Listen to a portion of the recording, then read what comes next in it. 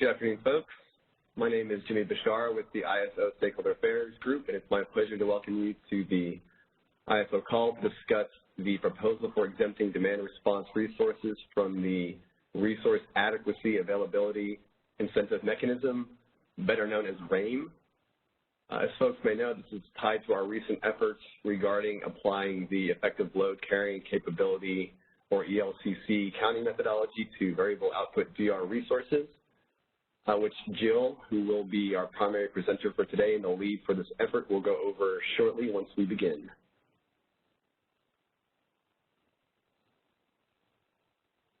Before I go over the agenda, I'd just like to introduce the ISO colleagues on the phone with me here today. As mentioned, we have Jill Powers, who will be the lead. She's from our policy group. Also joined by John Gooden, Greg Cook, and Bridget Sparks from the policy group as well. We have Eric Lagerquist from our regulatory affairs group, Abdul Muhammad Ali from our operations engineering group, and David Zlotlow from our legal group. And as mentioned, Jill will start us off with background before we dive into the proposal. And after the proposal discussion, we'll set aside some time for Q&A and address those before we go into the related tariff changes that David will be presenting. And then picking right off after that, as mentioned, we'll go over the latest ELCC study update that Jill will discuss, followed by next steps for this very short initiative. And here is a typical display of our stakeholder process that most folks hopefully are familiar with by now. As you can see, this is an expedited process. We do appreciate everyone's flexibility for joining us via web conference, and everyone's still sort of working remotely, so we appreciate everyone's flexibility. As you can see, after this proposal, we will be taking it to the ISO board for consideration for approval, after which we intend on filing tariff changes with FERC. And with that, I will hand it over to Jill. Thank you, Jimmy, and good afternoon, everybody. Wanted to start off our discussion today with a bit of background before we get into the actual material on the proposal. So if we can go forward, Jimmy. Yeah, so there's a considerable amount of work that has transpired historically on the discussion of variable output demand response. I guess we could start it with some work that we did in the supply side working group in 2018 and 2019. I think that is as far back as I'll go. That this was where we really, the ISO really heard that stakeholders were requesting modification to the treatment of demand response resources in terms of their variable load curtailment capability. And during that working group, there was began the discussion of the effective load carrying capability, that ELCC approach. So we did have some presentations and discussions on the current ELCC approach for wind and solar. CPUC presented on that. And within that working group, the ISO began to, formalize our proposal on the use of an ELCC approach for variable output demand response. And we started using that term, variable output demand response, within that working group. Then we started our ESDR 4 initiative that ran from 2019 to 2020 to pick up the conversation, to pick up more discussion about this proposed use of the ELCC. And so we conducted the stakeholder process that included this specific topic along with other topics to explore and demonstrate the ELCC as a viable qualifying capacity valuation methodology, as well as we explored how, if the use of the ELCC methodology was employed, what our modifications, the ISO's modifications would be to the must offer obligation requirements for demand response that's participating as a supply side resource in the market. During ESDR 4, we contracted with E3, and E3 performed an ELCC ELCC study on existing IOU demand response programs, again, as an informational kind of process to start really diving into its use for demand response and to continue to inform and discuss what this might look like. Next slide, please.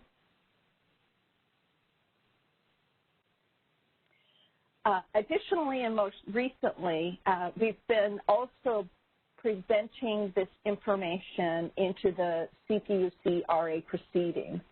And in 2020, we proposed that the CPUC commit to the adoption of an ELCC methodology. We did this in track 2 of the RA proceeding.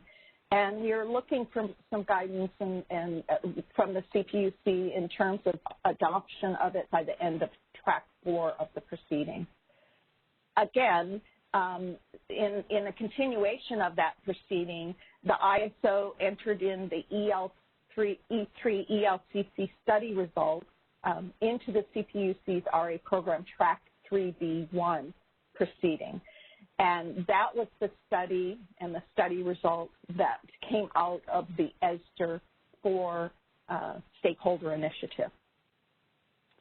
And most recently, the ISO submitted a proposal requesting the Commission adopt this methodology, an ELCC methodology, to calculate the qualified capacity value for these variable output demand response resources beginning in the 2022 resource adequacy year.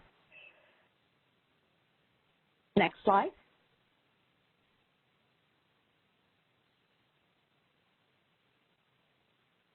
Jimmy, next slide.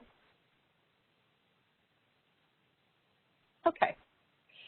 So in our discussion on ELCC and the use of ELCC, the ISO identified principles around the capacity assessment of demand response that they must follow in order to consider, because we had, again, originally had the request for a RAAIM exemption, but that these principles needed to follow for the ISO to consider and to move forward with to FERC to obtain this RAAIM exemption for demand response. And these principles are laid out here. These principles have been entered into the proceedings that I discussed. They've also been discussed within the ESDR 4, ISO ESDR 4 stakeholder initiative. And that's that the assessment of this qualified capacity assessment must assess the demand response contribution to reliability across the year or across seasons as a variable output resource. So it's really about evaluating contribution to system reliability as a variable resource beyond the monthly peak day during peak hours. And especially since there's this growing need for energy sufficiency as we see fuel-backed resources retire from the grid.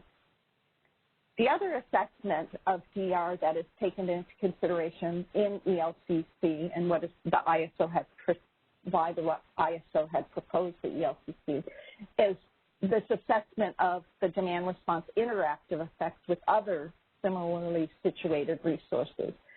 And this is where its use and availability limitations, these are the similarities that other resources that are coming onto the grid begin to saturate their capabilities and their capacity values. So this is where the ELCC will look at the incremental amounts of the same resource types at addition of less and less reliability value to the system. So these are really the principles that were laid out, and if we move on to the next slide, we've also, through these efforts, next slide, tried to lay out why these principles were established. And it was really within the RA program and within our RA enhancements and within our discussions within the RA proceedings where the ISO has expressed the that the RA program must evolve to ensure that the RA fleet can meet both the capacity and energy needs all hours of the year, and that we must assess the ability of these preferred resources such as demand response, ability to displace traditional thermal generation while maintaining that system reliability. And there was a recognition that the majority of our resources have this variable output and they have energy limitations that we must consider when setting their qualified capacity value. And that the ELCC methodology is really the methodology that does inform DR's contribution to system reliability and takes into consideration both its variable nature as well as those availability and use limitations that it has based on the programs that have been established for them. And we really pointed out that this ELCC is an industry-accepted methodology, and it is used to compare the amount of equivalent perfect capacity that an intermittent or energy-limited resource must provide to sustain a set level of reliability, often during loss of load expectation. I think we can go to the next slide. So there have been some recent decisions that have recognized the need for change. A lot of the change that the ISO has been putting out there. And there was the recent proposed decision in the Commission's RA proceeding that recognizes DR as a variable resource and proposed that the qualifying capacity methodology be reevaluated for the RA year 2023 and beyond. And most recently, and what has really precipitated the ISO's need to do this initiative and to accelerate this initiative, to put into place some tariff clarification that we need ISO board and FERC approval on, the recent ruling from the Commission President Batcher, which allows the ISO and IOUs to file a refreshed ELCC study for use as the QC methodology for RA year 2022, subject to the Commission's review and approval.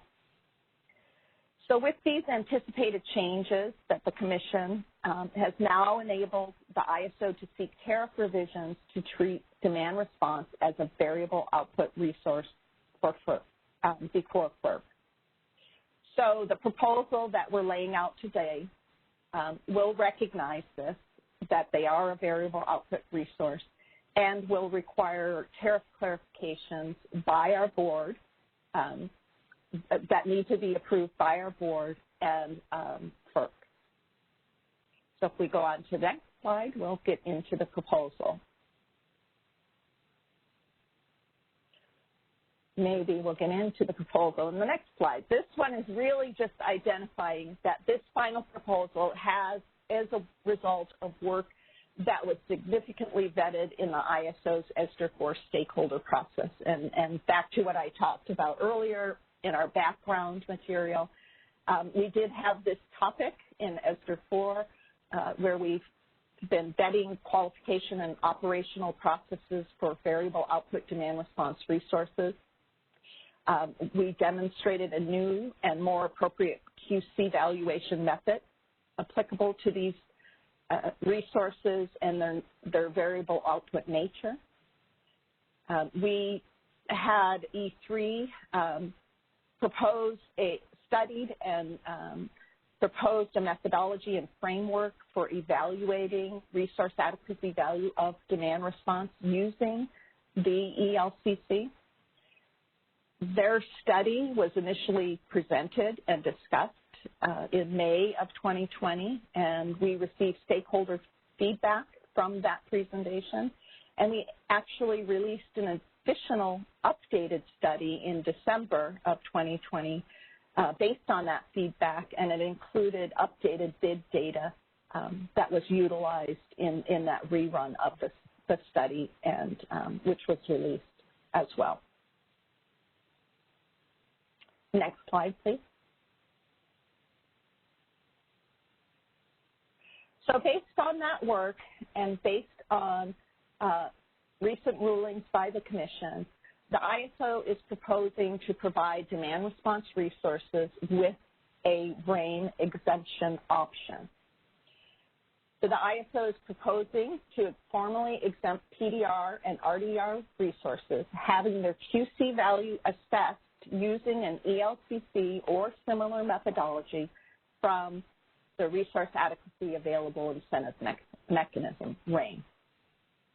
This RAAIM exemption option, however, will require the resource have their qualified capacity valued under an ELCC or similar methodology that accounts for the contribution to reliability and saturation effects of the resource's variable output nature. And again, this is an option. So PDRs and RDRRs that continue to use another valuation methodology that doesn't meet these requirements, such as the load impact protocol, will continue to be subject to RAAIM. Next slide, please.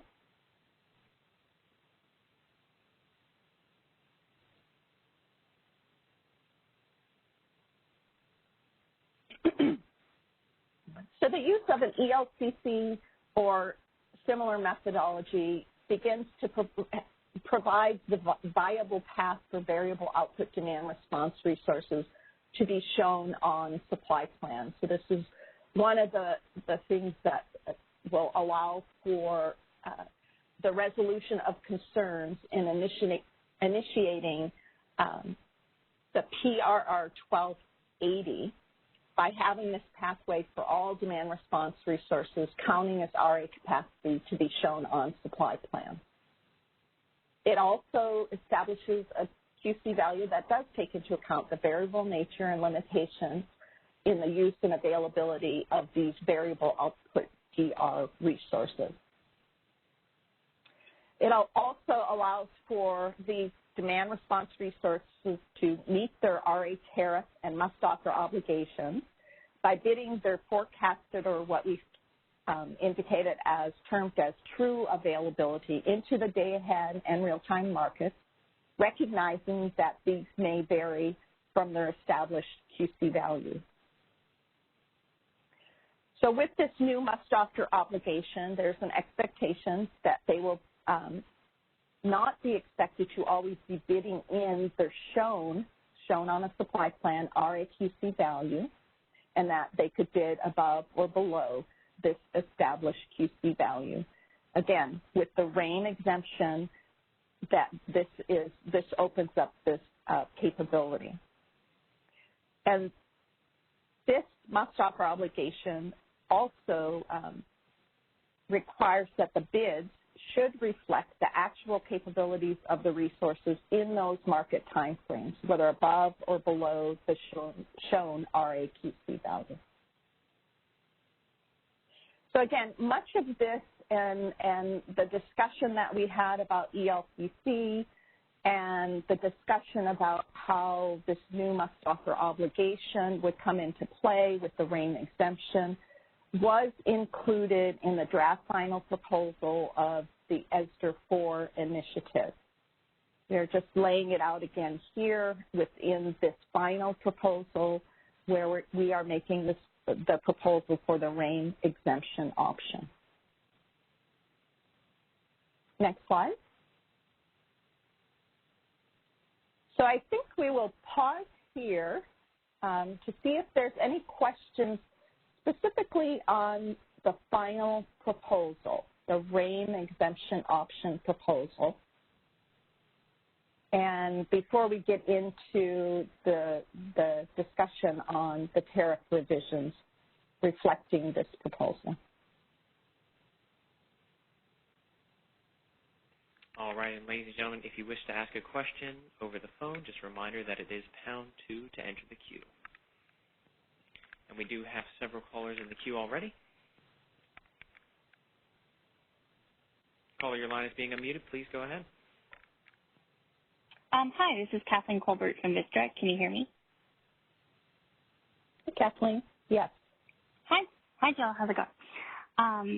Okay. I just had a couple clarifying questions. I was wondering if I could kind of throw out an example and get a sense of what your thinking is of how you intend for it to work under this proposed new construct.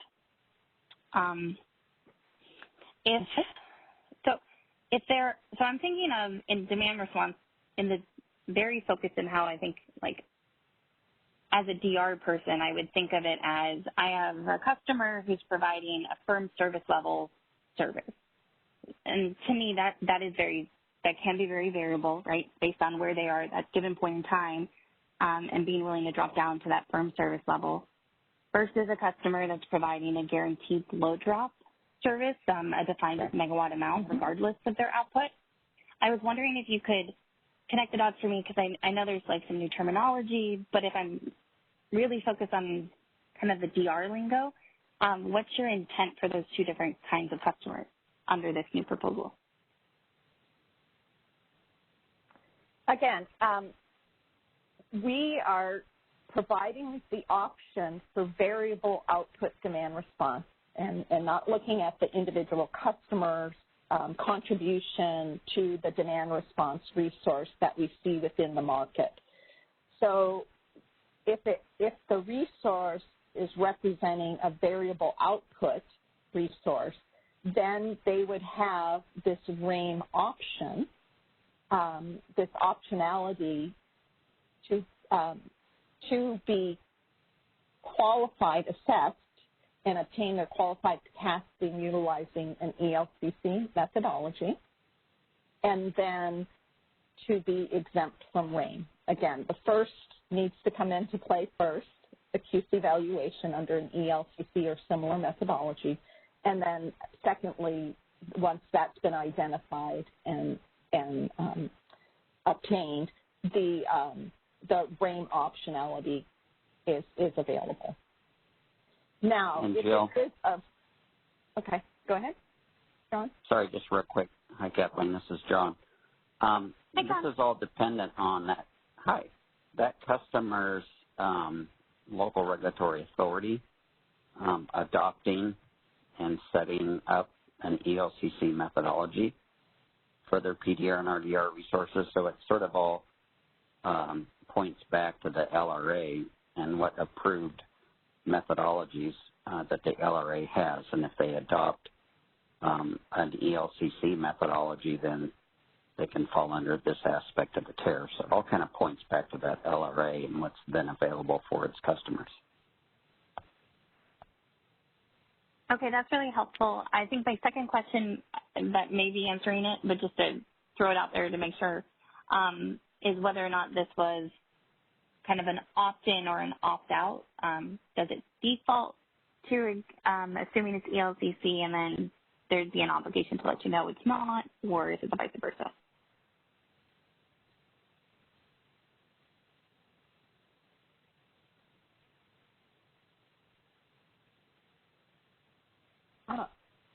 It's an option in terms of those that represent themselves, that are represented to the ISO as having had their QC value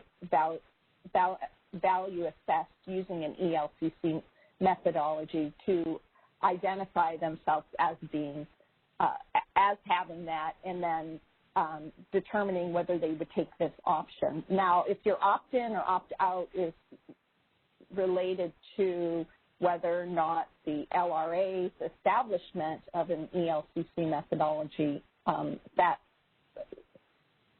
up to the LRA. I was thinking about it more, I think, practically, just trying to see the mechanics in my mind. Okay. If I'm setting up an PR resource. Yeah, sorry. I hope that's all right. Yeah. Maybe this is too detailed. Yeah, no. I'll keep my questions for later, but yeah. Yeah. The ISO would have to understand which of the resources that are being registered to participate have been qualified under the ELCC methodology, and then we would have to, determine per resource which ones would be exempted from RAAIM. Okay, no, thank you for going through that with me. Appreciate it. Yeah.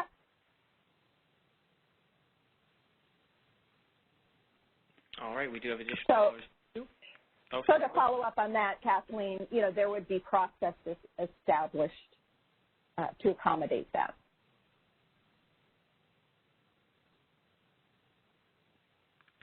All right, and Jill, do you want to go to the next caller? Sure. All right. Caller, your line is being unmuted. Please go ahead.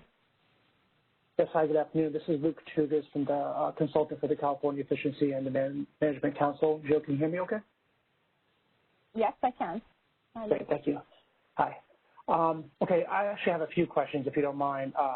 So the first is that in going through the written proposal, it looks like it is singling out IOU-DR programs only, and I want to just double check and ask you whether or not this would apply to third-party DR, and by that I mean whether it's DRAM contracts or RA contracts or LCR contracts.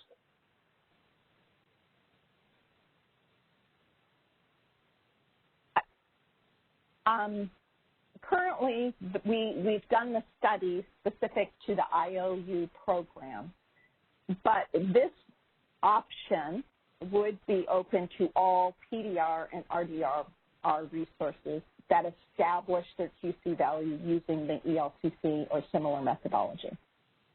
Okay, that's so helpful. It would be open to all PDR and RDR resources. Got it. If I could just offer a suggestion, maybe in the proposal to eliminate any sort of confusion, maybe mention, maybe spell it out that way.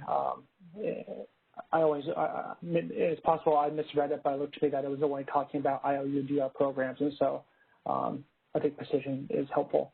And then circling back to following up a question that the prior caller had touched on, it sounds to me, and correct me if I'm wrong, that when we have this, or assuming that the commission, the PUC, approves this CUC-led process to develop a new DRQC methodology, if the ultimate methodology that's developed and approved by the commission does not meet the criteria, either of those two criteria that you've laid out, does that mean that the ISO would not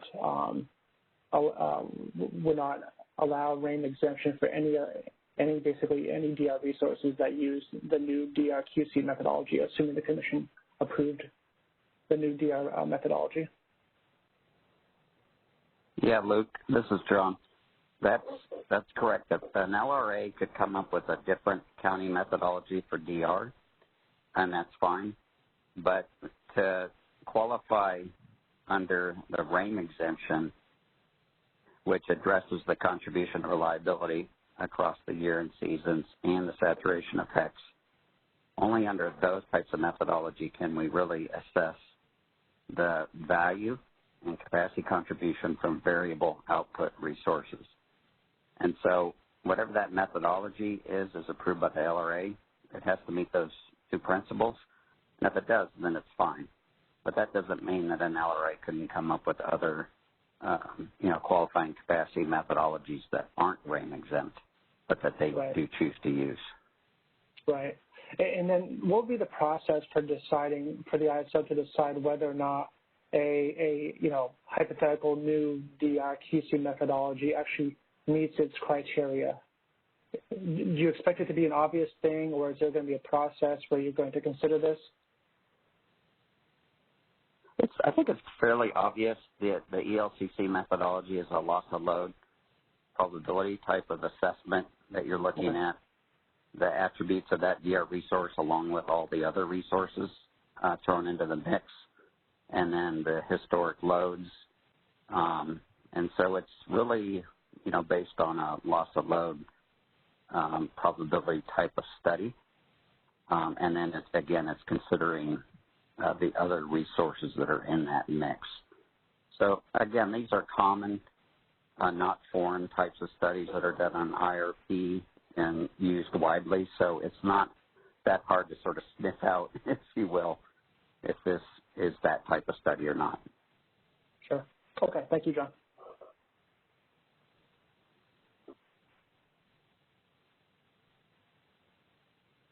All All right, and we do have additional callers in the queue.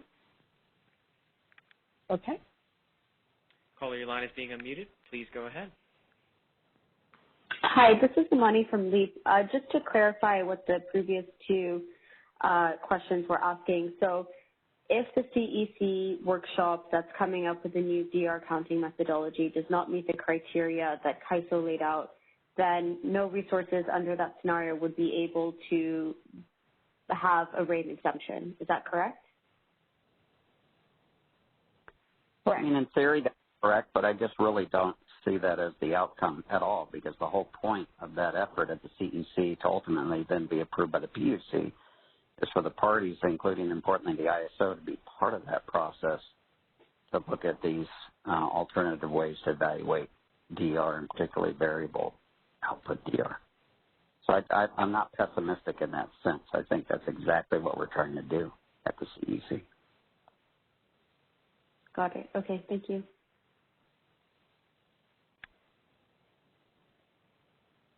All right, and we do have an additional caller in the queue. Caller, your line is being unmuted. Please go ahead. Thank you. Good afternoon. This is Nora Sheriff for CLECA. Hi, Jill and John. How are you? Okay. Good, thanks, Nora. Just a clarifying question to begin. I've been looking at the proposal and then also looking at the assigned commissioner ruling at the CPUC's RA docket that talks about a workshop report with notice and then the ability to provide written comments to the CAISO and the IOUs on the study results. Is the CAISO's intent that this workshop today is the same workshop as referenced in the June 3rd CPUC RA ruling? No. We will go over a little bit about those milestones that we believe need to follow that ruling in the presentation today, but we're following a separate track, and this is not. This is specific to the ISO's tariff revisions and proposal and tariff revisions for that proposal. And this is also specific to the California ISO's potential action on PRR 1280? Correct. Okay. I appreciate the clarification. Thank you.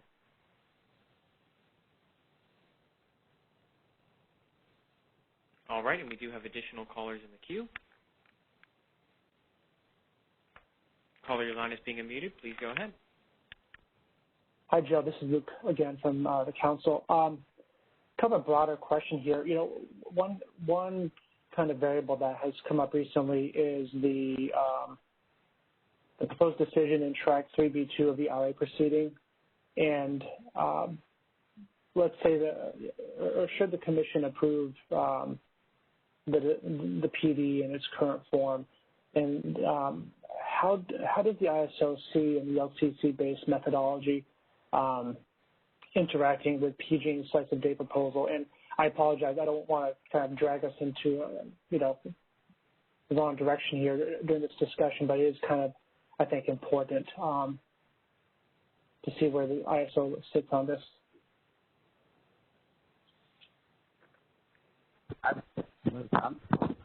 I think you're right. It is important, but the meat on the bones of slice of day are not there at all, and it's just a concept, really a framework, and the commission has sort of given us a trajectory of a way to go to explore how we address energy sufficiency in the RA paradigm, and they've chosen the slice a day, but also could be imbued with elements of CalCCA, SCV proposal. So again, I think for this call, it's a little premature to talk about how this ELCC generally fits in, and UCAP and exceedance, and I'm not disparaging the question at all. It's a very important question, but it's not quite timely, I think, to address here, but we definitely will here coming up very soon. Right. I totally get it. And like I said, I'm struggling, with the timing of this question. I guess my concern, and I don't have any solution at this point, but I just want to put it out there for you all to consider, is that I don't know how an ELCC methodology would interact with, one of these other proposals. I'm sure there's a way. But I guess I'm concerned that the ISO, you submit some tariff language that kind of locks you into a very, very narrow set of kind of options. And then, but if something plays out on, as the new RA, kind of structural framework is developed that creates a contradiction, I just want to caution or urge you to consider that possibility in the future and maybe build some sort of way out should you feel that might be necessary. Hopefully I'm making sense. Yeah, and I think I appreciate that. Just the last comment that I would say is UCAP, one of the things that we've proposed is that resources under ELCC, they essentially satisfy their qualifying counting methodology as ELCC, not UCAP. They're somewhat mutually exclusive because the ELCC considers outages when developing what the ELCC is. You look at the availability of that resource, including outages, to come up with that value. So they're sort of apples and oranges a bit. UCAP works well, particularly for like fuel-backed resources, and certain other resources, ELCC works better for others. Exceedance works better for other types of resources, like maybe hydro. So, but your point is well taken. Different types of counting and evaluation methods apply, better to different types of resources. And UCAP is not applicable to every resource type, like I just explained, if it's already taking its outages into consideration in its methodology, like the LCC. Great, thanks.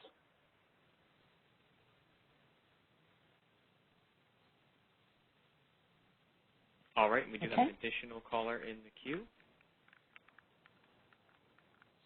Caller, your line is being unmuted. Please go ahead. Hi, this is Paul Nelson with CLECA. Can people hear me okay? Yes, Paul. Yep. Go ahead. All right, thank you. So my question is the second principle that you have on slide 7, assessing the DR's interactive effects with other situated resources. So I have 2 questions on this. I mean, RAAIM is an incentive mechanism to be available and bid into the market. So why is the iterative effects important to have a connection on that to an incentive mechanism to bid into, to be available and bid into the market? Paul, the reason is the same reason why we do this for wind and solar, because if you have a use and availability limited resources like DR, like solar, like wind, and if they're all chasing essentially the same set of hours, which DR largely does, just as solar is, again, the same set of hours for that resource type, you can't ignore saturation events. And I think we're all clearly aware of how solar is saturating and that its capacity value decreases the more and more you add of the same type of resource chasing the same set of hours. And DR is largely very similar in that sense, unless we get DR that is, more broadly available across the entire day. But right now it seems to be chasing the same set of hours, 4 to 9 largely. And if we add more and more of resources that are only available 4 to 9, then they saturate because we have, another 19 hours to worry about. So that's why saturation effects are so important and must be understood when considering the value of resources that come from use and availability limited resources like DR. Well, I don't really think that my question is why is this important in terms of a must-offer and be available incentive mechanism. I mean, so if there's an additional 1,000 megawatts of a resource, you don't want it to bid into the market if it's saturated, if it's actually there. You don't need it to be available or don't want it to bid. It's the incentive part to be available and bid in the saturation I don't fully understand. I mean, I understand what you just said earlier in terms of counting for resource adequacy, but I'm trying to get this, link this to a RAAIM exemption of why saturation is an important issue to be an incentive mechanism to be available and bid. Yeah, and I wouldn't say that everything is strictly tied to RAAIM, Paul. I think what we're saying is that what we want to do is get proper accounting of the capacity value of resources like DR, like we do for solar and wind, and even storage is under ELCC, but it's a 1.0. And so even storage, 4-hour storage, is going to have to be evaluated more rigorously under ELCC for the same reasons. And so I don't think we're trying to connect every dot to RAAIM. What we're trying to do is get a just and reasonable and appropriate counting methodology for variable output DR and all use and availability limited resources. So I don't make that a presumption that it all has to be tied to RAAIM. I think we're trying to achieve bigger objectives here. Okay, thank you.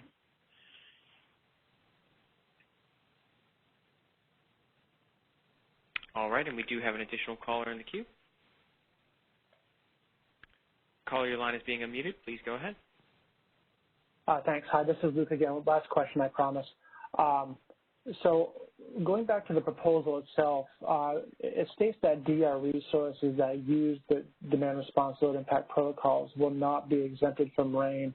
But then it also states that DR resources that are not variable or energy limited do not need an ELCC-based methodology. And I'm trying to square that with a situation where you, like maybe energy storage-backed demand response, where it, provides a very consistent, often, not always, but of course, but often provides a very consistent and reliable, load reduction. But under the current PUC rules, they're required to use the load impact protocols. Is it the fact, how would the ISO treat a resource like that under this? I think that's the current status quo, as you're kind of indicated. Those that are within the load impact protocol and that are shown on a supply plan, they're required to bid in that QC value, and that's what we see from many of the third-party demand response providers that are having to show their QC values and their QC on supply plans. Then they have that bidding requirement, and they don't require the RAAIM exemption. This is really for those that do believe that they are variable output in nature, the resource is, and that have been valued with the ELCC, for them to now be on a supply plan and then be exempt from RAAIM such that they can bid variably. I got it. I'm not sure I answered your question, but that's, it's pretty basic. If you have the capability to meet your QC value shown on a supply plan, you really don't need the RAAIM exemption. Right. I'm just trying to think out loud here. Okay. Yeah, if you have a battery, let's say you have a technology like battery that has sort of quote-unquote fuel behind the meter and it's treated as DR, then it may very well be able to provide a consistent and the same response in any hour that it's called. And so it doesn't need to be evaluated under ELCC. It can always deliver the same megawatt quantity that's on the supply plan whenever called. So it can stay status quo under existing treatment, doesn't need a RAAIM exemption. But if it varies, then we're opening up a new option for you.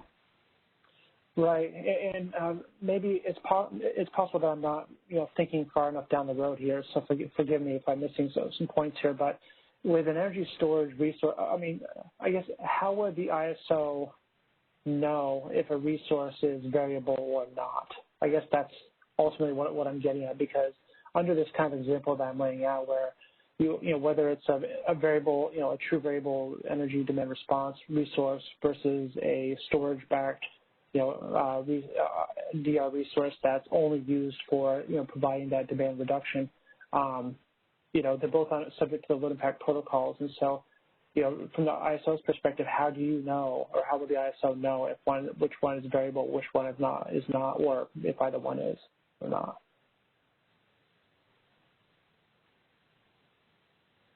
I think this goes back to kind of Kathleen's question in terms of how it's presented to the ISO as having been qualified as a variable output resource and valued based on the ELCC, assessed based on the ELCC for its QC valuation. That's really the trigger to us that it is variable in nature.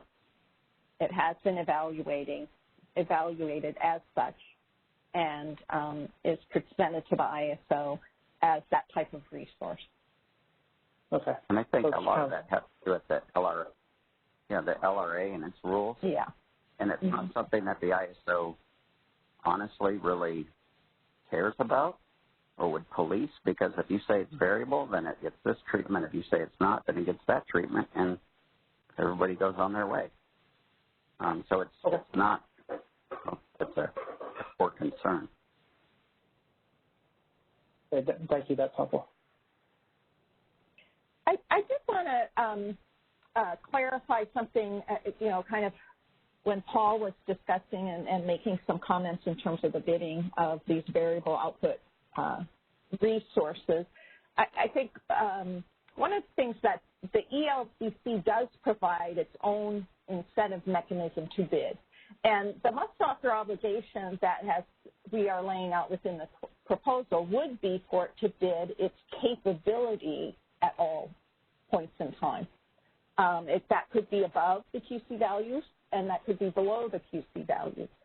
So it's not an indication that we're saying do not bid during those periods, the available capacity. So really, having ELCC as the incentive mechanism, there's no need for the RAAIM or that incentive mechanism to bid. And in fact, Jill, following up on that, if you have 1 and 2 weather, you would expect it to be whatever that average is,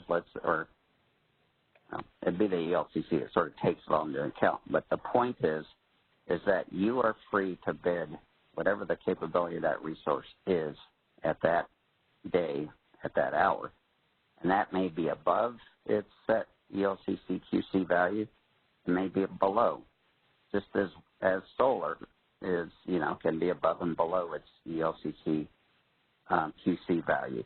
And that's exactly the point. It gives you the freedom to bid the capability, but it also sets up the proper incentives, too, to say, hey, look, 1, bid your true capability, and also if you can provide that capability across more hours than just 4 or 5 hours, then that has the ability to actually potentially increase your QC value under the ELCC because your resource is available more hours. And those are, from the ISO perspective, those are good and proper incentives to put in place.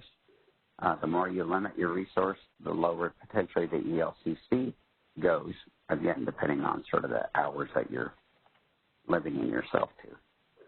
So frequency, duration, availability, the more of that you have, the higher probability your ELCC will be.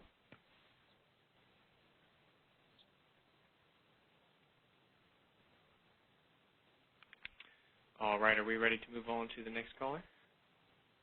Sure, yes. All right, caller, your line is being unmuted. Please go ahead. Hey, can you hear me? Yes, we can.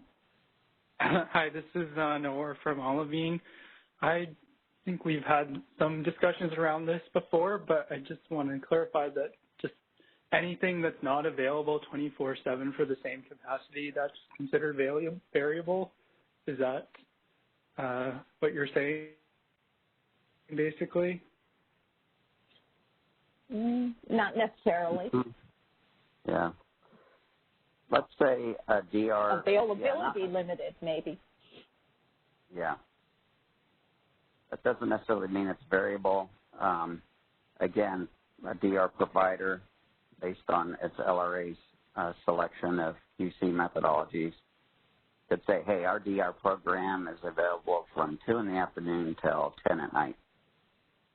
And you could have a technology behind the meter that can deliver the same response, same megawatt quantity every hour. But then after 10 at night and before 2 in the afternoon, it's 0 because the program doesn't exist in those hours. And in that case, the provider may say, I'm going to take, option 1, which is a fixed quantity but subject to RAAIM. Again, if that same or similar resource has variability throughout the day from 2 to 10, then they could elect the ELCC option. Okay, yeah, that makes sense. And would this potentially play with the CPUC's proposed decision on Saturday availability for DR? So if there's a DR program that, for example, has batteries behind commercial facilities that, they're technically probably capable of producing every day, but there's not enough load to back them on Saturdays, that they could potentially apply for ELCC and still get majority credit as opposed to being having to essentially be limited to their Saturday availability for the QC? No, I don't see it as, if I understand your question, as dynamic in that way. But the fact is that if a program which defines the resource, which is somewhat unique about DR, and its availability, that if it's only available Monday through Friday or Monday through Saturday, and it's missing either the weekend or one of the days of the weekend, again, that does impact its ELCC, because the ELCC is looking across all hours of the year. As we know, some of our highest, most stressed days last summer occurred on a Sunday. So it's not like Sundays don't matter or weekend days don't matter. They absolutely matter. But if your program, if it's not available on that day, then that can harm it. Right, but it potentially could be more valuable for a program that, say, is only available 30% capacity on Saturdays to apply for ELCC and get 80% credit instead of getting only 30% credit because they're not able to meet the must offer on Saturdays, hypothetically. And I think it's case specific, and it depends on when the loss of load expectations, when they occur, what days and hours. There's a lot of variables, but in theory, or I guess that could be. And then on that note, will CAISO have some public kind of obviously you don't know without all the DR programs, but some guidelines on what the hourly specific values will be under ELCC as far as the how much weight is put on each hour throughout the year in terms of impacting reliability? Yeah, those are that's done through the actual ELCC study. And the way that that's often portrayed is those heat maps. Essentially it looks at the months and hours, and some are dark red and some are pink and some are white. And that really shows you kind of where the loss of load expectations are occurring throughout the year and what hours. And those, those are sort of those hotter, brighter colors that you tend to see on those heat maps. That's really where you want your DR programs to be available or in those hours, and that's your best chance of getting the highest ELCC. And generally what we find is that right now, those 4 to 9 hours tend to be the highest LOLE hours, and DR tends to sit in those hours. And so for now, it's kind of targeting the right hours. Now that may shift, and it's expected to shift over time as we get more solar and batteries and how they interact and how they shift some of those loss of load expectations to perhaps later hours to the morning, things like that. But for right now, it's, if you look at those heat maps, they're kind of sitting in the hours you'd anticipate. I did. Thanks.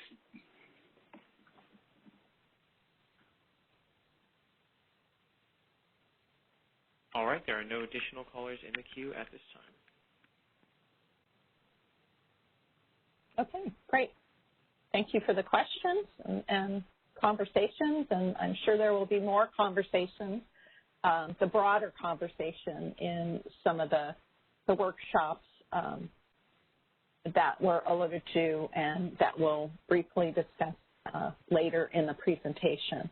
But for now, I am going to turn the presentation over to David Zlotlow, who will be going over the tariff revisions for this specific final proposal on the RAAIM exemption option. Thanks, Jill. Before David, just real quick, we did get another chat question, just clarifying whether the ISO will have a default ELCC/QC value. We do have a default value, from what I understand from our legal, for PDR and RDRR, but maybe David can elaborate on that. So thanks, Jill. Sorry, David. Yeah, thanks, Jimmy. So yeah, before I get into the tariff we're proposing here, so section 40 overall is the RA tariff provision. Section 40.8 is where we have the defaults. And then section 40.8.1.13 is the default method for proxy demand resources. And then 40.8.1.14 is the default for RDRR. And so we're not proposing here to change the default methodology. I think that was probably more than we were ready to take on for what is supposed to be a really narrow, targeted, very expedited process here. I think, so you can look in the tariff to see what the current default methodologies are. I'm also not, my understanding is that the default methodologies really rarely, if ever, actually get used. The overall RA resource fleet is covered by some LRA's QC calculations somewhere along the line. So I don't know that, they practically get used very much. But yeah, to answer that question, I think we were not looking to change the default methodology just because, we're trying to keep this very narrow, targeted for now. So anyway, that's the answer to that question. And then I guess with that, then we can go into the slide showing the very small targeted changes we are proposing to make here. So the first question or first topic is the RAAIM exemption itself. Obviously, that's what we're here to talk about. So section 40.9.2B1 has a section covering certain categories of RAAIM exemptions. This is a section that talks about VERS and run-of-river having a RAAIM exemption, which is, they're RAAIM exempt when they're providing generic RA, not if they're providing flex, they're not exempt from the flex aspect, but for generic, they are exempt, and so we were putting these DR resources in that same category, and so we're just adding a subsection D to list PDR and RDRR that have demand that have their QC set through the ELCC or substantially similar methodology. So if we can go to the next slide. So what I just explained was what we're trying to achieve, and then here you see on the screen is the actual tariff change we're proposing for the exemption. So you see subsection capital D, demand response resources QC is established using ELCC, or methodology we determine is substantially similar. So one of the questions before was getting into how will the ISO kind of identify what is ELCC, and that is a good question. I think, as you see here, there's something in the California Public Utilities Code that references the ELCC methodology. We're just going to tie it to there, basically say whatever it meant there, we will mean it here, and that's a particular provision of the Public Utilities Code that directs the PUC to use such a methodology for wind and solar. You know, that's how we're trying to make it a little more of an objective standard than, you know, trying to define ELCC. Again, like I was saying, we're trying to keep this as a pretty targeted, narrow, quick change. And then if we want to sort of get into, well, what do we mean by ELCC? What do you mean? What, you know, to not sort of get bogged down in the tariff level to define all the fine points of the methodology. I think different people can maybe have slightly different views of what it is, but basically we're just tying it to what it says in that little snippet of California state law. And then we're saying, or a methodology that tries to determine is substantially similar in our discretion. That was to cover a question as well that was asked, are we limiting this to CPUC jurisdictional entities? And the answer is no. And so part of why we're saying there's something substantially similar is to cover, you know, if an other LRA does an ELCC methodology, but, you know, maybe they call it something else, but, it, you know, we can sort of agree, yeah, it's the same thing. There was just there to put a little bit of wiggle room, but to say, you know, it has to really be ELCC. It can't be some other, you know, sort of methodology that looks at historical output. And I'm mentioning that because over the last year, we've added some RAAIM exemptions related to hydro resources for both storage-backed and run-of-river. And there, I think we were a little looser in terms of kind of talking about the QC methodology, sort of general references to historical output and so on. And I think here, you know, we're really meaning, no, it's not some generally derived historical value. We mean ELCC specific and particular way of doing that. So that's what that provision is meant to do. And then I'll go on to the second aspect of it, and then we'll take questions. So the next slide, please.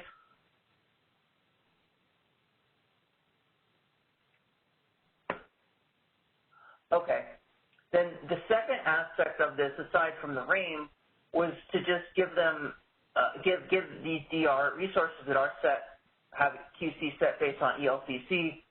The idea here is to say their must-offer obligation is not 24/7, sort of in recognition of the fact that, you know, the whole reason they're getting this ELCC methodology because they're variable, and therefore just as sort of a kind of tying the threads together in the tariff, if you know the resource cannot be 24/7 available, then if you don't tweak the stated must-offer obligation, then you kind of run into a question of whether the resource can't meet the must-offer. Does that mean it's ineligible to be RA in the first place, and so on. We've had that sort of general kind of issue come up over the last year or two as it related to this category called conditionally available resources, which we added into the tariff about 2 years ago or so. And then maybe a year ago, we added that same sort of treatment for run-of-river. So here we're sort of adding that now for these demand responses that are set based with the ELCC. The idea being, if they're going to get QC set on ELCC, it's because they're, you know, inherently variable, and therefore we're recognizing they can't necessarily meet 24/7, but we don't want to create a suggestion in the tariff that they're ineligible to provide RA. So therefore, we are extending what I'm calling here, and we've called in other documents, the expected energy must offer obligation that's described in that section 40.6.4.1. So let's go quickly to the next slide where you will see the exact language on the screen. And there you see in red, you know, it's saying conditionally available run-of-river have that, what I called the expected energy must offer, and then you see in red, and then also demand response resources subject to 40.9.2B1D, which was the section we saw a moment ago, which is giving the RAAIM exemption. So if you're one of these DR resources that is exempt from RAAIM, then you are also able to meet this expected energy must offer, which again is you have to bid as available, as much as you can up to whatever you're shown for as RA. And then with the ELCC methodology, I think the idea is that you have an incentive to bid above the shown RA, when that's something you're actually capable of doing, but we would limit the actual RA obligation to what was shown for RA in the month ahead RA showing process. But the idea is you have a separate incentive to just bid as much as you can, make it available to the ISO to the extent you can, but the RA obligation proper would just be up to the shown RA. So with that was really the two pretty targeted tariff changes. Hopefully that all made sense. I think, Jimmy, maybe go one more slide. I don't think I had any more slides on the tariff, but yeah, okay. So anyway, let's just see if there's any questions on the tariff specifically, and we'll take those now.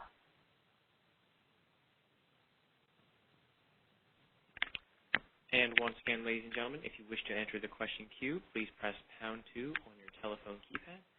You'll hear a notification when your line is unmuted, and at that time, please then just state your name and question. And once again, that prompt is #2.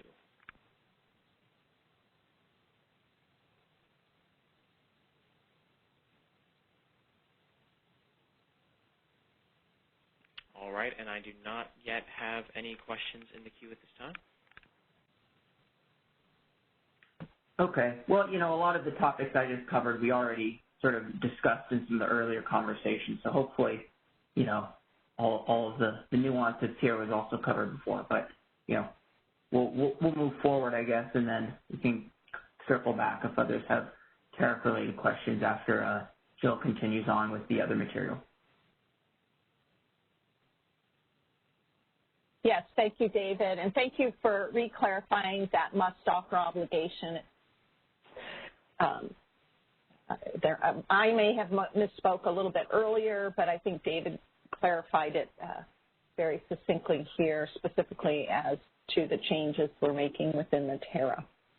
Okay, the next part of the presentation is really not so much on the proposal, but it's just we wanted to bring into this conversation a parallel effort that is going on and to discuss that, and that is the E3 ELCC study refresh using the most updated bid data, the 2020 bid data. So if we go to the next slide, just to inform everybody that the ISO has retained E3 once again to perform the ELCC study and to refresh it with the 2020 bid data based on the way that it was done within the ESDR 4 initiative. So really the major changes are related to the input data use of 2020 bid data instead of the 2019 data that was used within the ESDR 4 initiative. So just to give an update on this, so they've been retained, they've been contracted with the ISO, they've obtained this bid data from the California IOUs, they've reviewed this data for any quality issues, and they have run the recap model with this data as well as the ISO system data for 2020 and 2030. So that has been completed. This month, E3 will publicly release an update of the study based on this new data, quantifying the ELCC based on DR bids submitted into the markets by all three utilities, PG&E, SDE, and SDG&E in 2020. We did not have SDG&E participating in the ELCC study performed through the ESDR 4 initiative, so they are contributing their data to this effort. So that's a little bit of update on this parallel effort. And if we go to the next screen, I think this is what Nora had been alluding to with respect to July 1st, 2021 ELCC report filing requirement. based on the most recent ruling by the President of the Commission. And in there were 4 items that the ISO will be working on, the first being that refresh study that I just gave you an update on. The second is documentation of the study methodology and assumptions, as well as an explanation of how the data from the LIP, the Load Impact Protocol filings, were utilized and or informed the study, as well as these updated runs of the study. Additionally, there's going to be a summary developed of these key differences between the LIP inputs and the calculations versus the proposed ELCC method. And this is what Nora was asking about, the workshop report, a workshop and a report that summarizes parties' comments on the study methodology and results, and all of the parties' comments to be included to that. So those are what we're working on, and based on that ruling. So if we go to the next slide, we've tried to really lay out, since the decision on the 3rd, with this July 1st deadline, has put us into a very accelerated process. So we're accelerating our initiative process for the changes that we need for the RAAIM exemption, and that's on its track. And this is a separate track for this ELCC report filing to meet that deadline. These are the dates that we've laid out, where the initial study results have been completed. They are being reviewed by the ISO as well as the IOUs. These results will be made public at a June 24th stakeholder workshop. There's some information in here in terms of commission business meetings. The timing of that is June 24th. Then the stakeholder workshop on June 24th, and then stakeholder comments due on the workshop on the 28th, all leading to that ELCC report being due to the Commission by July 1st. So I wanted to see if there was any questions, and I also wanted to see if Eric Lagerquist had any additional comments on these different milestones and what we're attempting to achieve in this very accelerated time frame to meet this deadline. Hey everyone, this is Eric Lagerquist with the California Regulatory Affairs team at the CAISO. Was just going to also add that per the President Batcher's ruling, we will be serving a notice to the Resource Adequacy Proceeding Service List later this week with this upcoming workshop date, the comments due date, and more information about publishing, where to find the published study results. So that information will be coming out, and will also come out through a CAISO notice as well.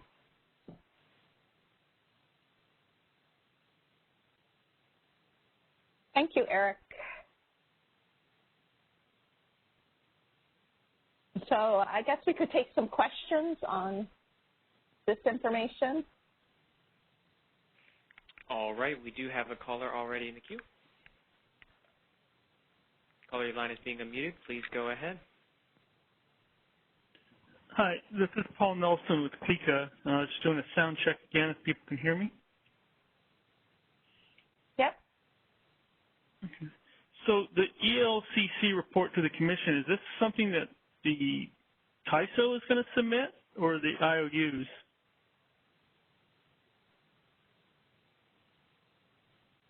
This will be submitted, my understanding, and Eric can correct me if I'm wrong, will be submitted by the ISO.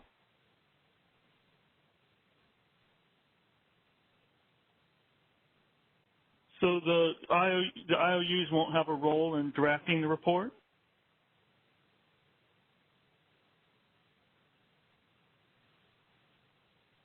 So the IOUs and Energy Division staff will be in coordination with them through this process. Okay. The other issue I want to point out, your timeline does not comply with the Commissioner's ruling.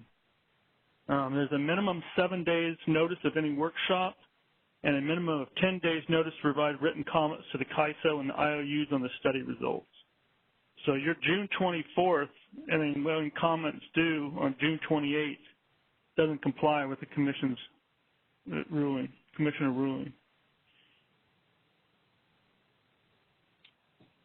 Hey, Paul, this is Jimmy. We'll be noticing this a week prior, and I believe that would be 10 days prior to the comments due, unless my math is wrong. But, yeah, the notice should be coming out. Look for that no later than Thursday.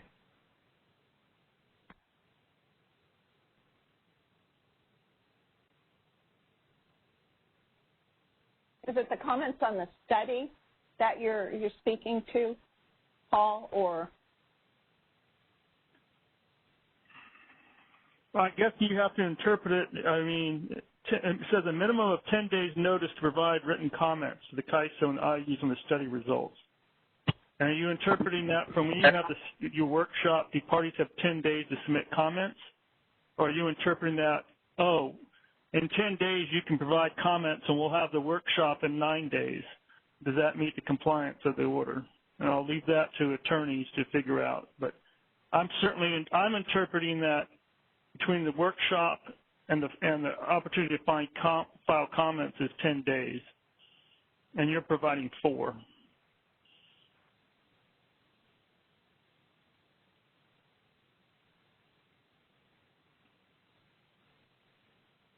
I thought it was notice to provide written comments to the ISO and IOUs on the study results. Yeah, so that's how we had interpreted it. Interpret it. There are deadlines. John, you're breaking up, John. Sorry, I was just going to say, we appreciate Paul's question. There are a couple ways to interpret the language, and we've been given these deadlines. So we've done what we think is appropriate into the letter to provide that notification, timely notification, but it does make the comments tight. There's no doubt about it. But we're kind of between a bit of a rock and a hard place.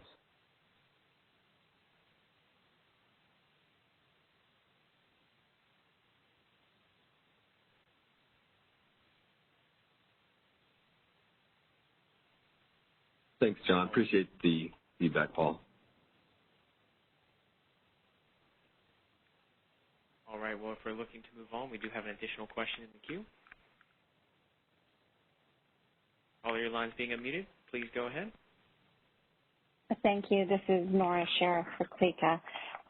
Following up on the tight timeline, when will the study results be shared with the broader, group of stakeholders beyond the IOUs and the Energy Division staff? I understand that you're collaborating with them, I guess, this week.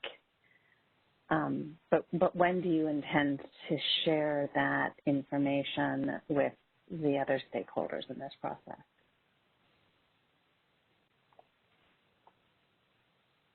Again, I believe our intent is to share that this week.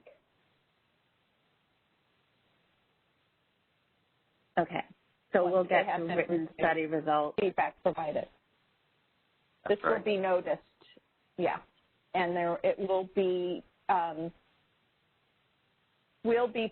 published, and we'll go over that. There will be a link here to this specific initiative, this proposal and the initiative, and the plan is to publish it within that web page, the ISO web page. which we will go through in terms of next steps. Okay, and so that's sometime of this week. So not on the 24th, but sometime this week between now and will be Friday, July 18th. Right, okay. I think the concern was we wouldn't see the writing and the written report and have time to think about it before the workshop. And you'll see it before that, Nora. Okay, I appreciate that. Thank you.